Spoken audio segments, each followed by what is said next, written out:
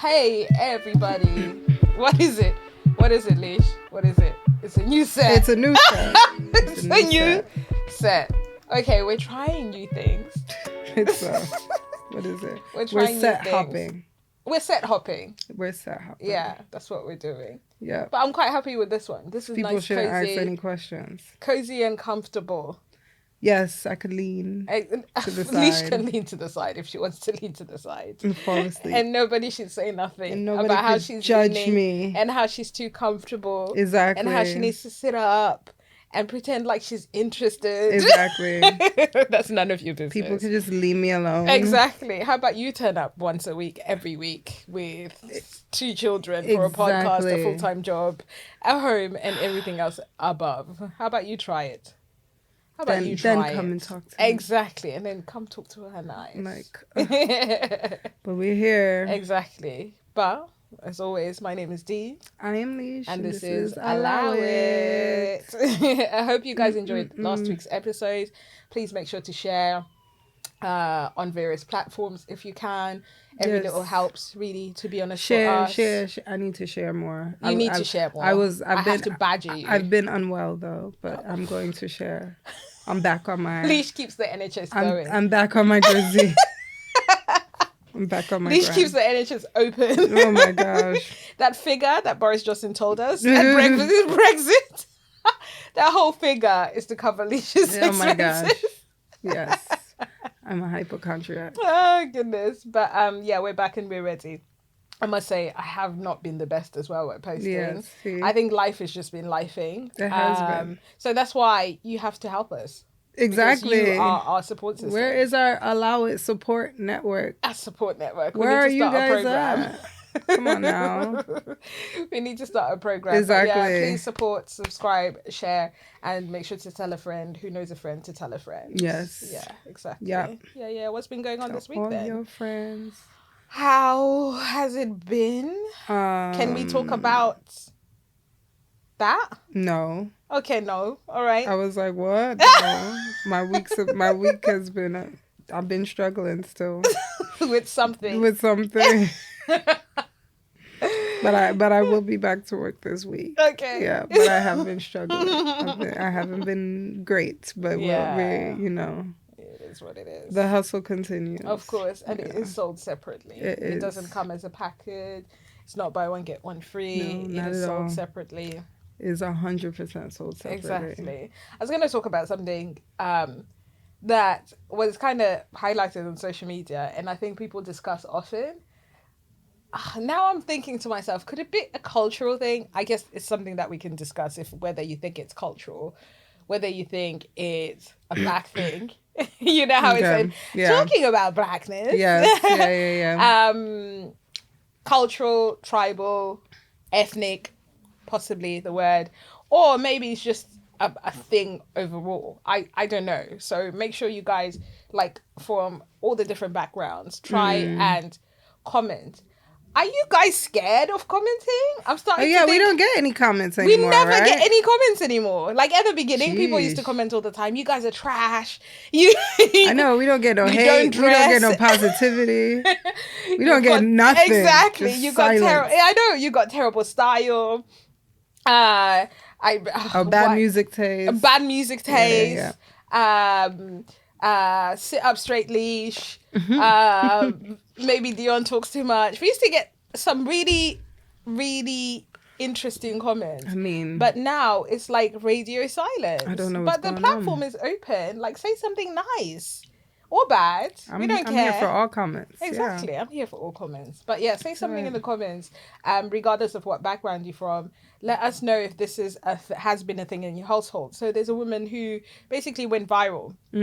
She posted a video on her social media about her coming home from work. So she had one of those cameras in her living room. I'm guessing for safety purposes because her children are possibly home alone while she's at work. Latchkey kids. Exactly, latchkey kids, basically. And she mentioned how, in that video, she showed how her children didn't scatter when she got home.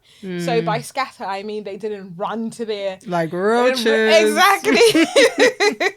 They didn't run to their room to pretend like they were doing their homework. They didn't run to the kitchen to wash the dishes that they hadn't washed the whole entire time. Yeah. Or basically they just didn't scatter or run away when she turned home. Her daughter embraced her, which was beautiful. And then her son acknowledged her. Yeah. Of course, he was just playing his game, so he video acknowledged her. But she was saying that she's trying to break boundaries or break, I don't know, those old school, generational links of basically, if you were to come home, your children should feel comfortable enough to just still sit in the living room. I am going to admit I was a bedroom child, but I had a beautiful bedroom. Okay, so I had no issues being in my bedroom. Yeah. It was stunning. I was spoiled. I still am. It was beautiful. I loved my bedroom. Exactly. It was a princess room, of course. Oh, wow. So I had like matching bedding with the matching curtains. Okay. And the valance and the like, what's it called? The swirls and the thing at the window. It sounded real yuck to me. It was custom. It might sound yuck to you. It sounded real to me. Oh, not the princess theme. It was custom. And I had a wall-to-wall wardrobe. Did you have the canopy bed with the? Yes. Of course, yes. Yeah, I had a wall-to-wall wardrobe with mirrors and the whole entire a vanity, the whole shebang. The only thing that my mum didn't allow in bedrooms was TVs. So she was like, okay, no TVs, just like reading books. I had my desk and everything above. So I quite enjoyed being in my room. So I didn't mind it. And she was also very particular about her space. She had a lot on. Not only was she a widow, but she had 5 children, of course. And sometimes when she come home from work, she just wanted to kick off her feet, have a glass of wine or her cup of tea, whatever it may be, and just chill in silence. Yeah. And of course, she could have done that in her room as well, but she pays the rent there. She pays the mortgage there. Yeah. It's her house. So she can enjoy any space within the house. When there was guests in particular, obviously you'd come and say hello to the guests, and then you'd go back to your room, and let's say the kids that came with the guests, you would all play together and whatever it may be. So what was your experience? My room was tie-dye. I still have the tie-dye sheets. Those sheets, they haunt me.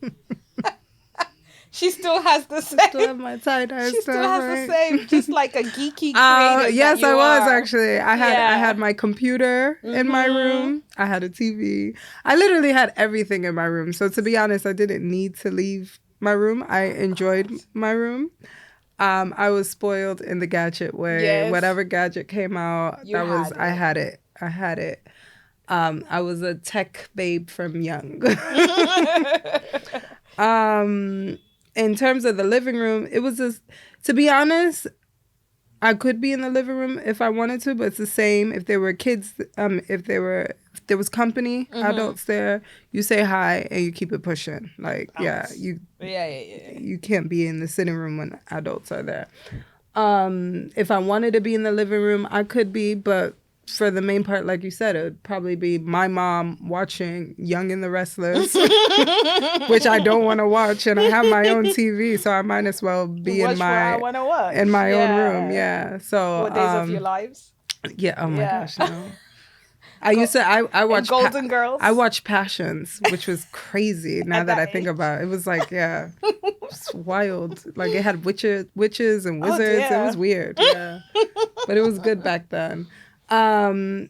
But I could understand because yes, like at my grandparents' house or my nan's, like it was that thing where, okay, you couldn't sit in a certain spot because that wasn't your seat. That you know, that's pop seat and things like that. Okay.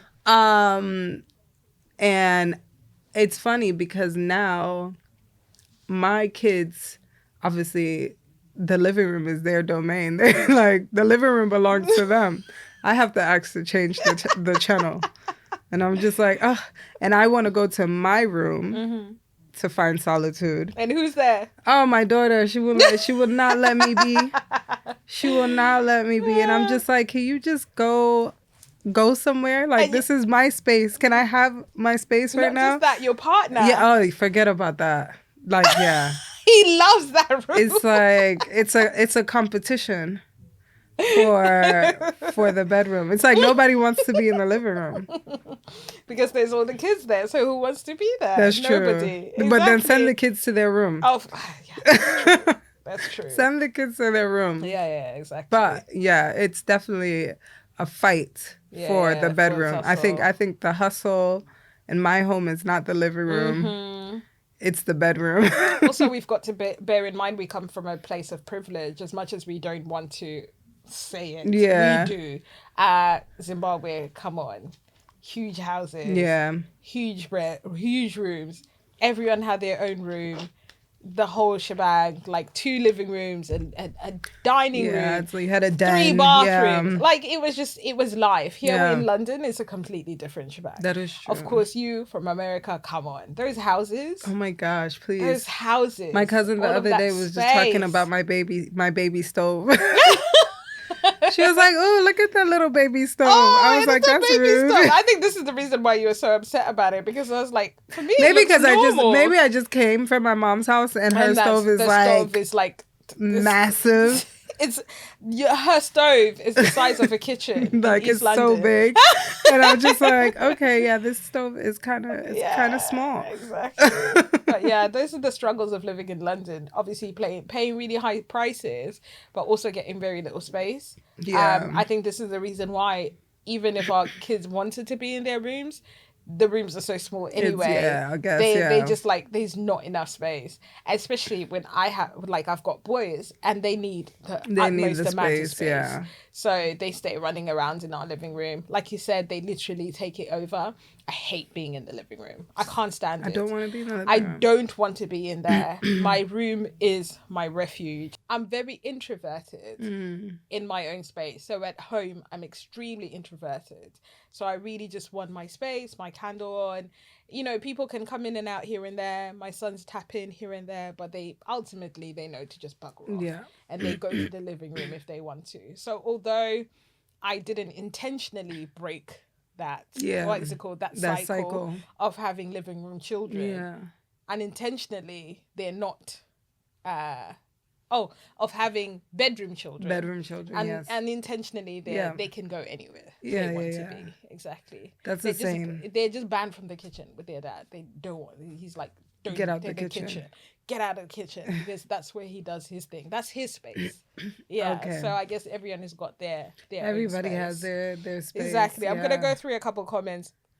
There's someone who said, I memorized the sound of my parents' footsteps and could gauge the emotions based on how hard they walked into the house. Damn. That's trauma. Yeah. I don't think I ever felt that way, actually, saying that. I was in a living room kid, but I never felt like I had to scurry when mum came home. Yeah, no. Yeah, because we always used to make sure that everything was done by a certain time. So exactly. It wasn't an issue.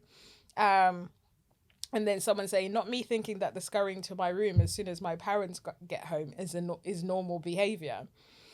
Another person said, as someone who literally bolted to my room when I heard tires hit the gravel. Oh my God. This is so sweet to know it's not universal. I lived in my bedroom for my whole life. I never wanted to be with them in the family room. It'll just end up in me crying then yelling. Oh, that's trauma, I know. There's a whole lot of trauma in there. That is real. That's why I'm like, ours is coming from a place of privilege. Yeah, that's because real our rooms life were trauma. Like, I love my room. I wanted to be in the room. Yeah, exactly. Yeah. And then amazing, but not me. I immediately sprinting to my room like a track star. And someone said this is something that us bedroom kids don't talk about enough. Even sitting in a friend's living room feels so weird. Wow. Someone said when my mum comes home, I go downstairs and collect her and grab her bags and stuff. That's cute. I'm hoping my kids do that too when they get a little bit older.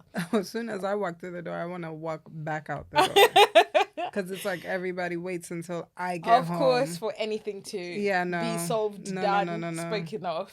And then lastly, one person said, when your kids are comfortable in your presence and they can be themselves, that's a beautiful thing. So we'll end on a cute note. That is Yeah, very yeah, cute. yeah, That is very exactly. cute. But it's funny because I didn't realize like that is real life trauma about having to run to your bedroom. I know, but what we identify as trauma now, it's not something that was identified as trauma then. True. So trauma wasn't really a thing unless you're a soldier and you've come from bloody Baghdad. That's very true. You know, all of the things that we possibly experience that, let's say, the Gen Zs will say is trauma now, for us wasn't trauma. It was like we didn't it was the identify norm. it as that. And, you know, in other aspects, I also have issues with people that are over therapy. Is that even Over a word? therapied? Over therapied? Over therapized? I don't know. It's not a word, but yeah, it's not a word. I know what you mean. Know what I mean. So people who've gone to trauma for a very long, gone to therapy, sorry, for a very long period of time, and then now everything that they deal with in the everyday basis is like so robotic. Yeah. It's like my therapist said in therapy, this. I read this book about this. It's like just somehow live your life though as well. You know, get obviously get the help that you need, but there is life beyond therapy. I mean, it's like I don't know. Maybe because therapy wasn't. I took a different kind of therapy. Okay. But I guess I a lot of people cannot operate without therapy or speaking to their therapist. It's just. I think it's like you drop one addiction for another. And for another, that is so true. Yeah. It's like instead of, I don't know, doing whatever they were doing. Now they literally like, I can't move without my speaking to my therapist about this. Or speaking to, and of course they're making money, get in your bag. Yeah. For sure. But yeah, it is like moving from one addiction to another. You know, personally, it doesn't make any sense to me because I'm just like, at some point, you need to be released from the clutches of your therapist. Yeah. So that you can use those tools that you've been given to actually use them in real life. Exactly. If there's someone constantly holding your hand, then how are you going to utilize the tools that you've been given? Yeah. And their whole personality and character is now based off their therapy sessions. We know some people where on social media or whatever it may be, it's like my therapist said, and in therapy I did, and we're just like, come on, who are you now? Are you like? Ooh, this is something I need to bring up in therapy. Shut up. Who are you now? There was another topic that I saw that is kind of kid related really in a way, is there's a set of twins on social media that their mother has really armed them to be as independent as possible. She has set up a mini kitchen. How old are they? Oh god, I don't know. They look like they're 3 or 4. I just want to know why. I'm just like, wow. They're like 3 or 4. So she set up like a child world in a way. Basically, she like made them their own. She made them their own kitchen, their own setup, it's like their they own have their living own room. flat. It's like they have their own place, basically, with everything according to their size. And they do everything independently. They make their breakfast, they wash their vegetables, they cook, they clean, they bathe. They're so independent. They look like they're about 4 or 5, right? I'm not mistaken, right? They look about 4 or 5. No, that's why I'm like, they look young. I don't know. You think they're younger than that? Yeah, they're 3 years old. Oh, damn. These kids are 3 years old. Jeez. They're 3 and they're super. They're frying eggs, making smoothies. Nah. Not nah. They're super duper independent. Cleaning up after themselves too. Exactly. My 7-year-old could never. But I was looking at it. Yeah, and I it was says like, young adults. Maybe well, you know what's so funny? What does she say? Hold on. It says a study conducted in the University of Minnesota said young adults who began daily chores early between 3 and 4 were more likely to achieve academic academic success, which is so funny because actually Liam now, which is probably good. I should be doing that. When Mm. he finishes his food, he brings his plate to Play the to the kids. Oh, sink. yeah, that's cute. Yeah. So I'm like, Encourage okay. it. Yeah, I do need to encourage it What do more. they say? If they want to do it, they can. Yeah, let them do Yeah, it. just let them do Maybe it. I messed Layla up because I was very much not a Helicopter. I was a helicopter mom in terms of things in the home. Like I would do everything. I'll clean up after the. But then after now you, your I'll do all of this. expectations are the opposite of what you were to her. So why expect something that she never? I guess that's true. I mean that's what I just said. I corrected myself. And even now I'm very You're much still very, and I keep on telling, let go. I can't. Yeah, let I'm her very make much the like mess. Let her burn it. I want to do it myself because you're giving me anxiety. No, let go. You're and let actually God. giving me Let anxiety. go and let God. Recently I told you little man has been very forward in terms of what he wants to do, what he can do. And like you, I'm a control freak and I like the way I like certain things a certain way. And anyone who lives with me knows this. But he has suggested recently, oh, can I hoover? Oh, can I do my own bed? As in taking off the laundry, bed sheets and all of that stuff. Can I make the porridge? So for instance, this morning he made the porridge not for just himself but for the boys too. Okay. And then he sat down with the boys and they started eating together from one plate. Nice. Then when he finished, he washed the plate. I think Liam will be making porridge before Layla. Yeah.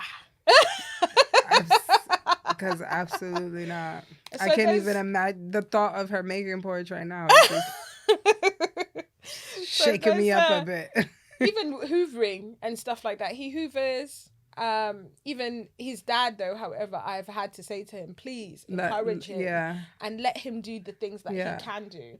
He does have to be prompted sometimes, but if you see that he can do it, then prompt him. Let him. Even washing her dishes. She washed 2 dishes the other day. The amount of water that was used for 2 dishes. But then that's how it starts. I was like, just put it in the dishwasher. Let's start off with that. Just put it in the dishwasher. I think that's what Cam used to do at the beginning. Gosh. But then because he kept on doing it, and I kept on prompting to say, that's too much water. That's too much soap. That's too much water. That's too much soap. Next time. Eventually, he's now got it down to a T. Also takes a little bit of patience, I guess. It does. I'm not a patient person. No, I have no patience. Yeah, he's having to mature a lot quicker than obviously I think most 7-year-olds. Because of his job and because of the fact that he's got twin brothers. He doesn't twin baby brothers. I don't think he has much of a choice. Oddly enough, though, I think it's funny because I always thought girls mature quicker. Maybe there's a shift in boys when they get older. Okay, maybe. But I do see boys being more mature at a young age because even with the bonus twins. Yeah. They at a young age they were really good with the babies and even till this day I have no worries. Okay, they're really even good. When my twins were newborns, when I would come to your house, I would literally hand them over. And I would have no stress whatsoever. They're super good in that case. But Layla, like, I was just like, wow. When it's just me and Liam, like, it's chill. But you're here now. I've realized that you're the problem. Like, girl, that's it. What's wrong with you? I remember when we went for the road trip, and I think you had Layla and Liam, right? Yeah, basically there was both of them, right? Or was it just Liam? When we went for our road trip to Bournemouth, yes, Layla was there. Yeah, exactly. Yeah. And I remember actually, and the twins were practically newborns. Yeah, they were newborns. Yeah, Camille was feeding them their bottles in the back seat. Like super hands on. Layla could never. Just like trying to sing to them so that they don't be crying too much. Doing bits and bobs here and there. Of course, sometimes he gets frustrated. He's like, oh, why are they keep on... Let's say when he has to clean up after them. He's like, oh, they keep on going back and doing the same thing, mommy. But I'm just like, yeah, they're just your brothers. I didn't sign up for this, unfortunately. Yeah, and then you're born into being your brother's keepers. We went to a birthday party. I brought Liam, Layla, and Cam with me. Mm-hmm. And I asked Layla to watch her brother. Yeah. How did that go? I was running around this place like a headless chicken because I thought I had lost my child in this area. But thank God he was already sitting at the table waiting for food. Bless him. But I didn't see it. He's so little, so I didn't see him, right? Yeah. And I was just like, girl, I asked you to watch him. Like, just keep an eye on him, please, because I'm too big to go into, like, the things that they were going into. So then, yeah, the second time around, I asked Camille, and like you could see, like Camille was super hands-on, holding his hand. He's like, "Come on, cute. Liam, let's go this way." And I'm like, my homegirl, she's just ready to hang out with her homegirl. She's like, she was like, "This ain't what I signed up for. Exactly, that ain't my baby." She's like, that ain't my kid. That's your responsibility. Exactly, basically. She hit me with that straight. Exactly. If he wants to go on with it, let him do that. But I'm like, wow. Yeah, exactly. Yeah. Remember, we keep on talking about how our year is karmic, of course. Of course. 2024 karmic year. And everyone is being brought to the table from the sins that were done in the dark and have now come to light. And of course, it's people that, I guess, most people knew something was going on, but no one really brought it to the table. I want to know. Exactly. And now the feds, of course, are out there. They've gone to get him. So the guy from Abercrombie and Fitch. Of course. They went and they snatched him up. Of course. I think the charges are racketeering, as usual.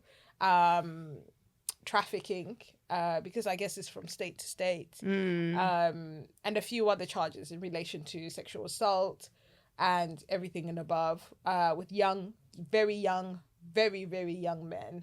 I think his status is really the only way he could have gotten those young men, because his face, God forgive me. Oh my God. He's had so much work done. He looks like, I don't know, he looks like a character from bloody... from something. Oh my God. He looks like someone's taken off a face of somebody and put a face on him.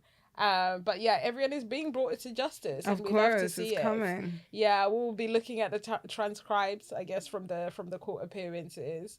But it's so wholesome when victims, regardless of how long it happened to them, regardless of when, how, when, why, whatever it may be, are coming forward and they're confident enough to do that. So everyone was so pressed in working in Abercrombie and Fitch, not realizing there was all sorts happening in that darkness. Yeah, it was a very all sorts happening in that darkness. There was a prerequisite to work there. It was just like American Apparel. Of course, exactly. The same old weird concept where you're targeting young kids, really. Exactly, with topless guys young and men. Girls, Yeah. It was always seedy then, but no one actually spoke about it because everyone was just so eager, because everybody wanted to work there. Sex sells, of course, then especially during that time as well. So yeah, we're glad he's being brought to justice. Yeah, I think the photographer back then, there was some things about him as well. The one that did all of the campaigns and things like that. I think he was in the documentary. I can't even remember where I watched it. You did say there's a documentary. Yeah, I can't remember where I watched it. I cannot remember, but obviously it's what everybody thought. There was a prerequisite to work for Abercrombie and Fitch. You needed to look a certain way. They specifically targeted young males and young women, and basically sexploited them. Exactly. So, and of course, that does not have longevity. No, it doesn't. That's why their whole brand and image changed. Everything changed. So exactly. It moved completely away from that. The CEO is now a woman, I believe. I think it's female. Exactly, it's a woman. So fingers crossed things have changed now. Yeah. We'll see. I mean, they cater to more people than they did before. So yeah. Cater to more people. Yeah. They broadened their demographic. I was on Instagram the other day, and one of the most interesting people that I follow, which, as we know, is the Hood Healer. Imani, the Hood Healer. So the Hood Healer is coming to London and doing a European tour. So she's doing London, Paris, and one other place. I've forgotten. I think it's Italy. Wow. I'll figure it out. And of course, she's doing bits of the US. And then a lot of people were like, "Oh my God, that's so great! We're so happy that you're coming over." Her lives are always they're always hilarious to me. I think I sent you the one where she was live. I think I missed that one. If you guys don't know, there's this woman on Instagram who went viral really during COVID and lockdown. That's kind of how she got her come up. Ooh. Imani. Oh, well, she was around for a long time. Yeah, but in terms of like virally. Okay, that's okay. In terms of internet people world, didn't have any. Yeah.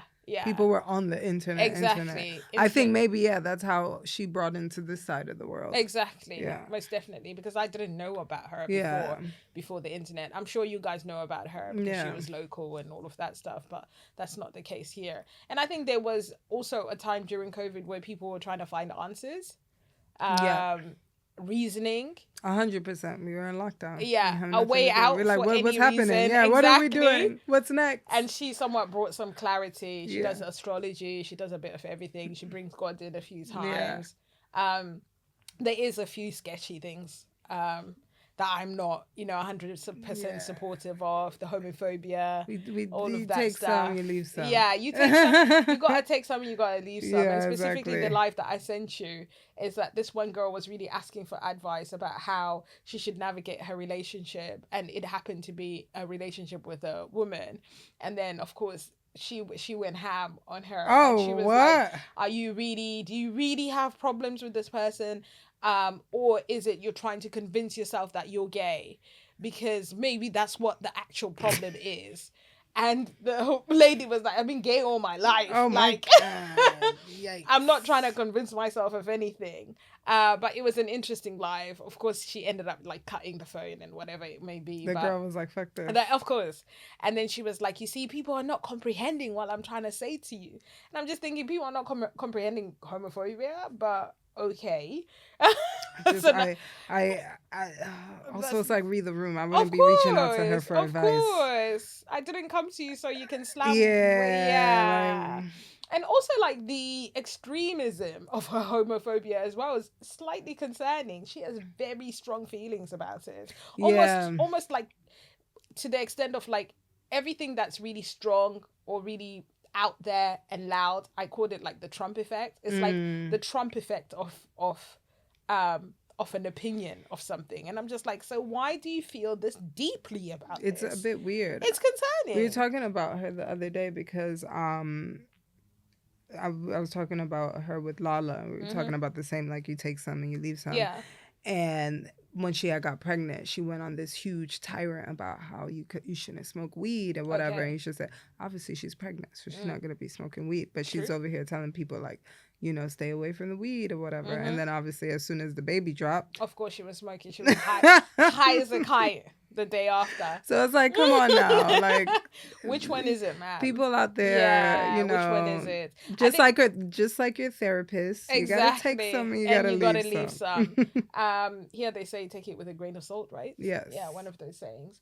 I think a lot of it is whatever's going on with her, and she then somehow projects. But then some of it is palatable, and I can get with the program.